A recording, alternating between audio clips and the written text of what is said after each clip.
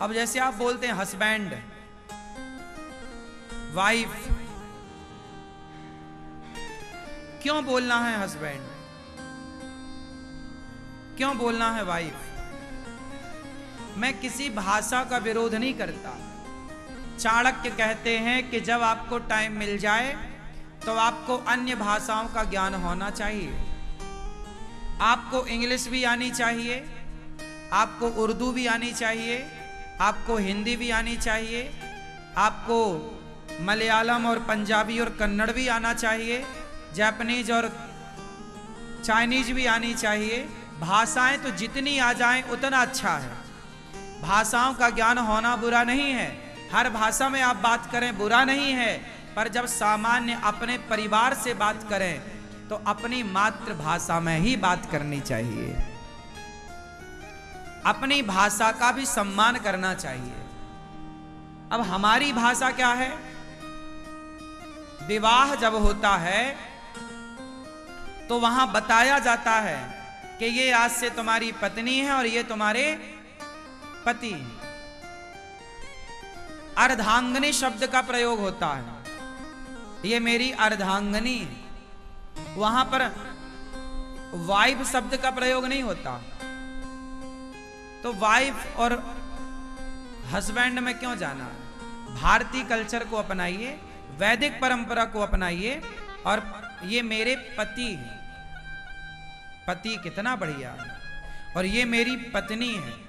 हमारे यहां पत्नी में भी एक शब्द और जुड़ता है, बताओ क्या? आप बताओ। पत्नी में एक शब्द और जुड़ता है, क्या?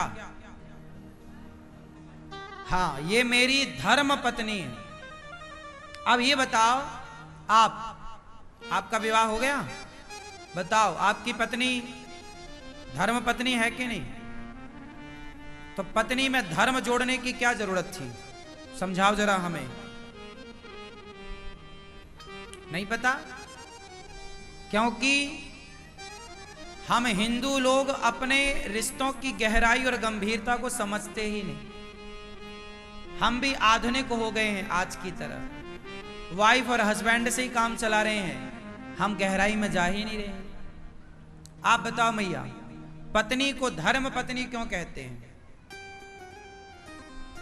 अच्छा, ये बात सही है ना? पत्नी में धर्म शब्द जुड़ा है ना, धर्म पत्नी। क्या जुड़ा है?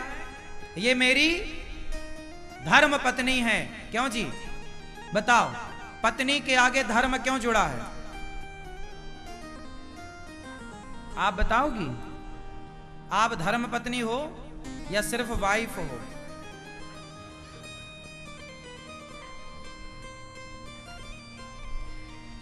क्यों बोला गया है पत्नी को धर्म पत्नी? वाइफ में और पत्नी में अंतर है। क्या अंतर है? आजकल विदेशों में शादी नहीं करते और बच्चे पैदा कर लेते हैं।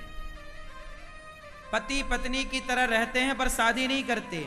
शादी ना करो, लिव इन में आप हो, लिव इन में आप हो और आपने बच्चे पैदा कर लिए, तो आप जो लिव इन के संबंध होते हैं ना, और उसमें बच्चे पैदा हो जाएं, तो वहां कहा जाता है कि ये मेरी वाइफ है।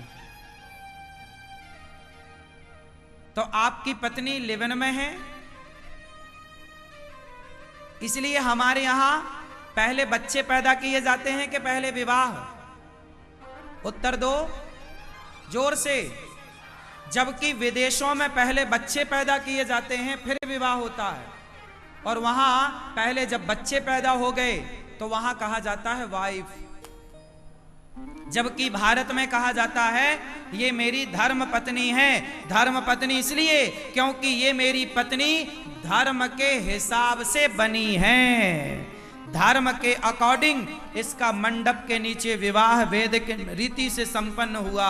हमने कोई जोर जबरदस्ती से ब्याह नहीं किया, धर्म पूर्वक इसे स्वीकारा है। तो जहां धर्म पूर्वक स्वीकारा जाए, जहां धर्म के अनुसार नीति और नियम का पालन किया जाए, मंडप गड़ाया जाए, हल्दी चढ़ाई जाए, तेल चढ़ाया जाए, विधि विधान से पंडित जी पाठ करेंगे, हवन होगा, फेरे होंगे, वो विधि विधान कौन सी विधि होती है?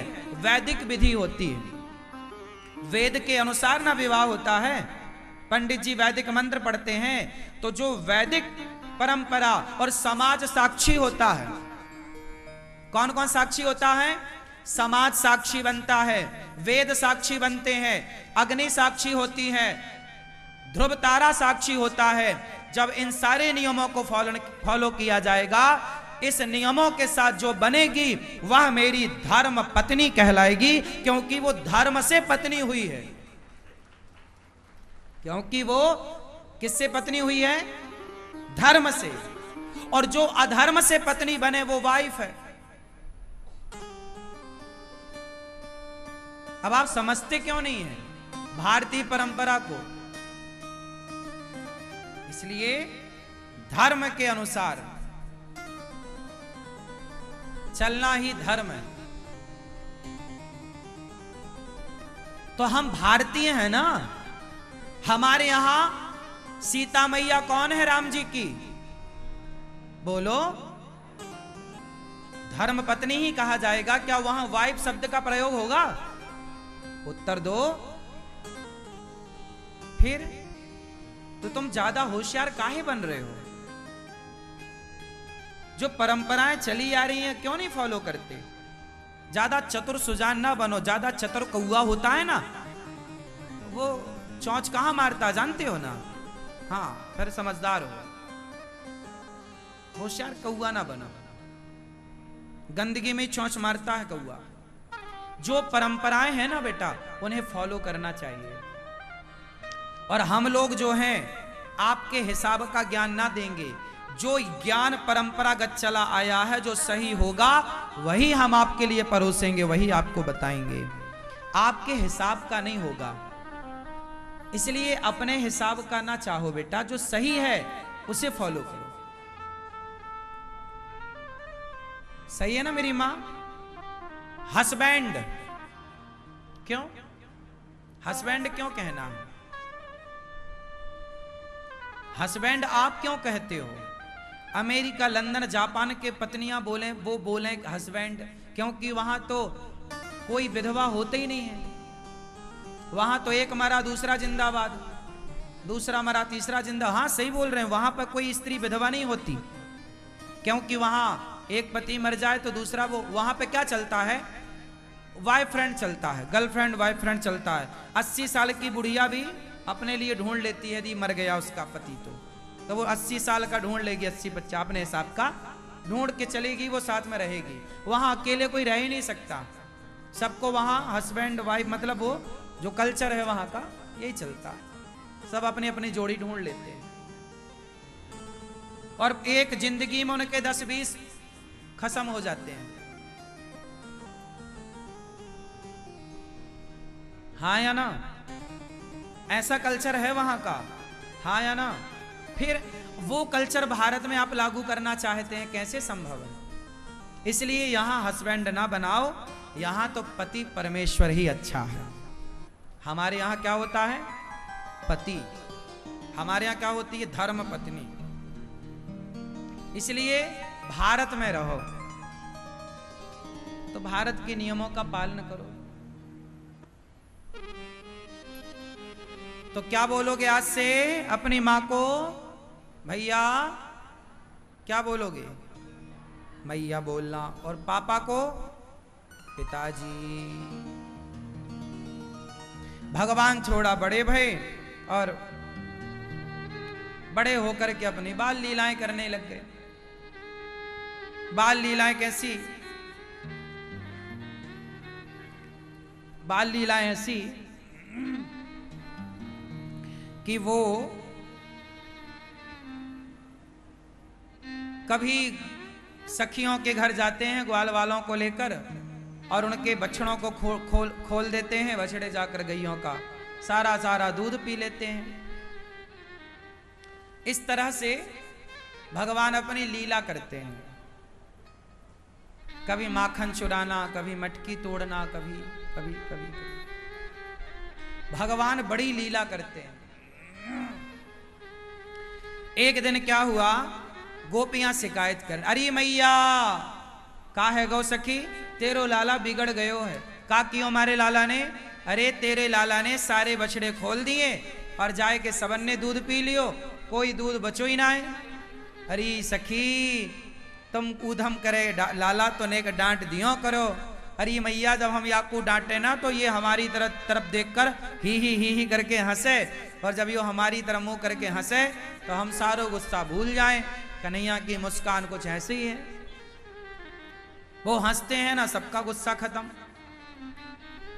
एक सखी बोली मैया तेरे लाला ने गजब कर दियो, ग्वाल वालों की टोली बनाए हमारे घर में घुसे, ग्वाल वालों के गोला बनाए ऊपर चढ़ जाए, मक्खन निकाले सबरो माखन छींके से निकाले मटकी, और सारो माखन खाए के मटकी को जमीन में पटक के धम्म से तोड़ के चलो जाए।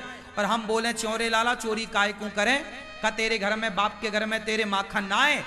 तो कन्हैया गुस्से में बोले अरे सखी बाप तक ना जाइयो, हमारे घर में तो 9 लाख गैया है, कोई माखन मिश्री की कमी है का। तो सखी हम बोले कि लाला जब तेरे घर में इतनी गैया है और इतनो मक्खन है तो चोरी काय क्यों करे। तो तेरो लाला कहे अरे मैया अरे सखी चोरी के माखन को स्वाद ही कछु और आवे। भगवान ये जो चोरी करते हैं ना माखन की, ये गोपियों को आनंदित करने के लिए करते हैं। किसके लिए? किसके लिए? गोपियों को सुख देने के लिए। बहुत सुख देते हैं भगवान। जा जा करके घर में माखन चुराना क्या था, ये तो गोपियों का सौभाग्य है कि आज प्रभु आपके घर आए। कोई गोपी शिकायत नहीं, ये तो शिकायत एक बहाना था दर्शन का।